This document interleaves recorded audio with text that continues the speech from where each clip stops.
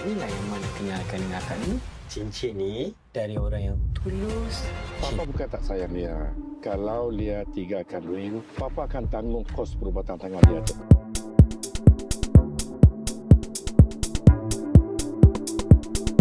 Pada video ini, admin akan kongsi sinopsis drama Andai Itu Takdirnya 2.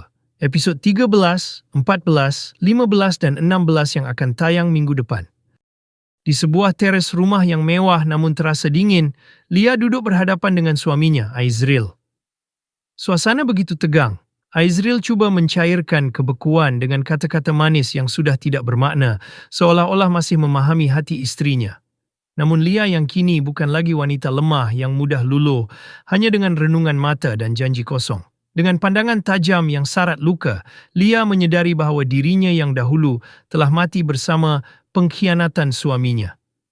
Sebagai tanda bahawa cintanya benar-benar telah berakhir, dia mengambil kotak perhiasan berisi kalung pemberian Aizril lalu membuangnya ke dalam tong sampah.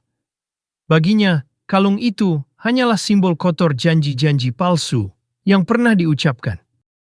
Konflik rumah tangga mereka memasuki fasa baharu apabila ayah mentua Lia, Tan Sri Syed Abbas, campur tangan. Namun campur tangan itu bukan untuk mendamaikan, sebaliknya untuk menekan. Di atas meja kaca yang dingin, dia meletakkan sekeping cek daripada MyBank atas nama Nur Alia binti Idris dengan jumlah RM500,000. Wang itu dijadikan umpan agar Lia meninggalkan Aizril dengan janji bahawa kos rawatan tangannya akan ditanggung sepenuhnya. Bagi Tan Sri, kesembuhan Lia hanyalah alat pertukaran supaya wanita itu melepaskan statusnya sebagai isteri anaknya. Dalam masa yang sama, muncul Azrin, wanita angkuh yang sejak dahulu mengidam tempat Lia. Azrin bukan sahaja mahu merampas Aizril, malah cuba menyusup masuk ke dalam lingkungan keluarga dengan berpura-pura baik di hadapan Tan Sri, termasuk terhadap anak-anak Lia. Lia menyedari kelicikan itu dan memahami bahawa Azrin bukan sekadar mahu suami, tetapi juga kedudukan serta keluarga yang dimilikinya. Ketegangan semakin memuncak apabila Lia dan Azrin bersemuka. Lia tidak lagi gentar, namun Azrin yang dikuasai rasa iri hati memilih jalan paling keji. Pada suatu malam yang gelap, Lia disergap oleh orang suruhan Azrin yang bertopeng hitam. Dia dirangkul secara paksa, wajahnya dibekap ketika cuba meronta mempertahankan diri. Azrin bertekad menghancurkan Lia secara fizikal dan mental agar dirinya dapat melangkah masuk ke dalam keluarga besar Syed Aizril tanpa halangan. Di tengah badai yang memusnahkan hidupnya, secercah harapan muncul apabila Luqman memperkenalkan seorang lelaki bernama Ustaz Azri kepada Alia.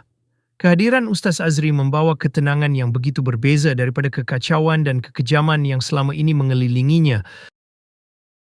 Ustaz Azri diterima baik oleh keluarga Lia. Dalam satu pertemuan keluarga di ruang tamu yang luas, dia menunjukkan kesungguhan dengan membawa sebuah kotak baldu merah kecil berisi cincin berlian yang indah. Lamaran itu disampaikan dengan penuh tertib melalui Luqman, menandakan niat yang suci dan tulus. Lia kini seakan duduk di antara dua dunia. Di satu sisi, Aizril hadir dengan wajah penuh cemburu dan penyesalan yang sudah terlambat. Di sisi lain, Ustaz Azri menawarkan masa depan yang lebih bersih, tenang dan berlandaskan keikhlasan. Segalanya berakhir dengan renungan Lia yang syarat pertimbangan.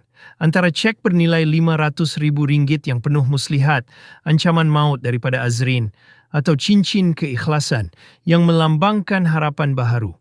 Lia akhirnya menyedari bahawa kebahagiaan tidak boleh dibeli dengan wang. Dan cinta sejati tidak seharusnya hadir bersama ketakutan.